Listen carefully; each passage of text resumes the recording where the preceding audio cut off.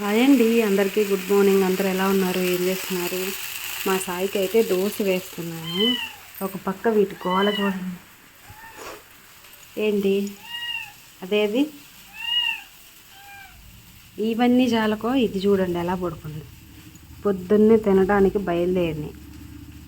ఏరా కన్నయ్య, ఏంది అలా పడుకున్నా? వీటికి ఆకలేస్తుంది, వీటికి ఇప్పుడు ఫుడ్ పెట్టాలి. అన్నం వండేసాను.